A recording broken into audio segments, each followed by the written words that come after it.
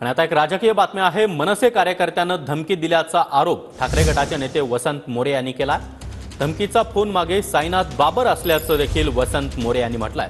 ठाकरे गटामध्ये प्रवेश केल्यानंतर धमकीचे फोन येत आहेत असा आरोप वसंत मोरे यांनी केला आणि धमकी दिल्याप्रकरणी आता पोलीस ठाण्यात तक्रार केली असल्याचं देखील वसंत मोरे यांनी सांगितलंय। सांगाल नक्की काय प्रकार जो आहे तो समोर येतोय? एक ऑडिओ क्लिप जी आहे ती मोठ्या प्रमाणात फॉरवर्ड होते, त्यामध्ये तुम्हाला जीव मारण्याची जी आहे ती धमकी देण्यात आली।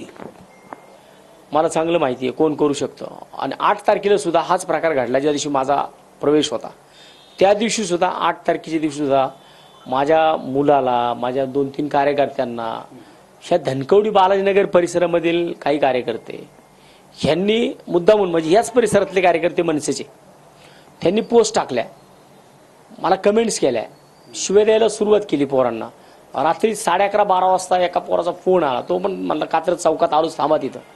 मग माझ्या डोक्यात आलं की हा सगळा विषय काहीतरी माझ्या विरोधात, उद्या माझा प्रवेश आहे किंवा मी उद्या शिवसेनेमध्ये जाणार आहे, त्यामुळे माझं थांबवण्यासाठी हा सगळा प्रकार चालू आहे। मी सगळ्या पोरांना सांगितलं कुणी काही रिॲक्शन देऊ नका, शांत राहा। या संदर्भात तुम्ही काही कायदेशीर कारवाई जी आहे कंप्लेंट केलेली आणि माझा पूर्णपणे मला माहिती आहे की याच्या मागे मनसे शहराध्यक्ष साईनाथ बाबर आहे। आपण पाहिलं जातं एक मनसेकडून एक पत्रकार परिषद घेण्यात आली, एका कार्यकर्त्याच्या पोस्टवर तुमच्या कार्यकर्त्यांकडून अश्लील अशी शिवीगाळ करण्यात आली, त्याचमुळे तुम्हाला सहआरोपी करावं अशी मागणी त्यांनी पत्रकार परिषद केली।